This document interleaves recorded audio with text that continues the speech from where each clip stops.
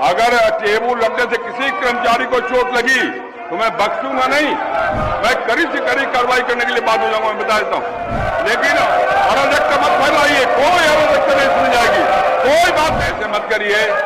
आप लोग संगठन चलाते हैं कर्मचारियों का, और अगर टेबल उठेगा तो कुछ को चोट लगने वाली है, कर्मचारियों को लगने वाली है। विरोध करने का आपको अधिकार है, विरोध करिए, लेकिन तरीके से करिए ना। बताया तो माननीय मंत्री जी से ये पूछा था कि ये राशि कब प्राप्त हुई और कितने दिन विलंब से वितरित हुआ।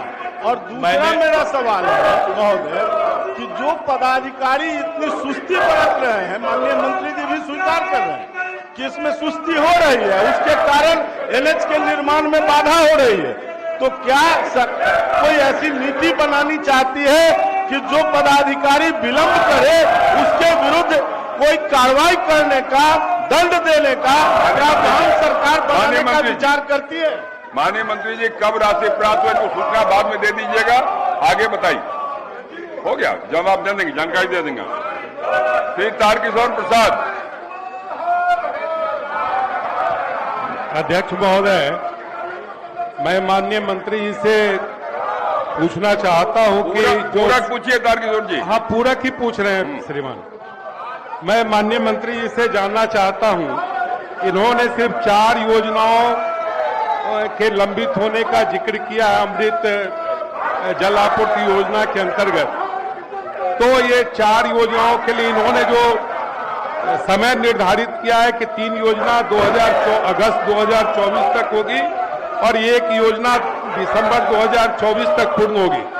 लेकिन महोदय, हम माननीय मंत्री जी से पूछना चाहते हैं कि कटिहार जिला में ही बुडको के द्वारा श्मशान घाट का काम चल रहा है, स्टॉप वाटर ड्रेनेज सिस्टम का काम चल रहा है और अमृत जल आपूर्ति योजना का काम चल रहा है, और सिर्फ एक सहायक अभियंता के भरोसे में काम चल रहा है। पूरक पूछिए। हाँ, पूरक ही पूछ रहे हैं। अरे भैया, बात नहीं, पूरक ही पूछ रहे हैं। और परियोजना निदेशक एक है जो 6 अलग अलग जिलों के प्रभार में है, तो ये किस प्रकार से दावा करते हैं कि ये निर्धारित समय तक ये योजना पूरी हो जाएगी?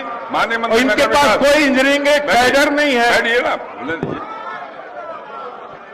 माननीय अध्यक्ष महोदय, जिन योजनाओं की चर्चा की 2020 में ये योजनाएं शुरू हुई और उसमें से 27 योजनाएं पूर्ण हो गई हैं 36 में से।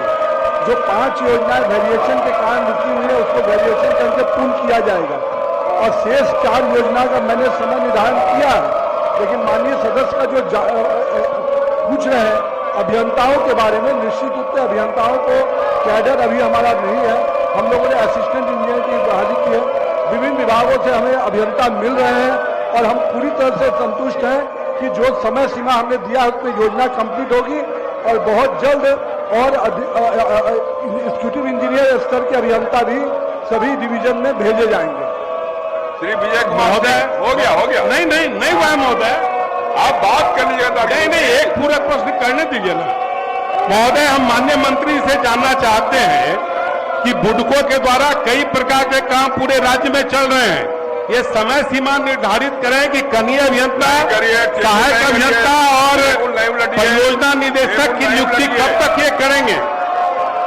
ये बहुत ही आवश्यक है महोदय। इनके पास इंजीनियरिंग कैडर नहीं है, मात्र एक सहायक अभियंता के पर पूरे अरबों रुपये का काम कैसे चलेगा?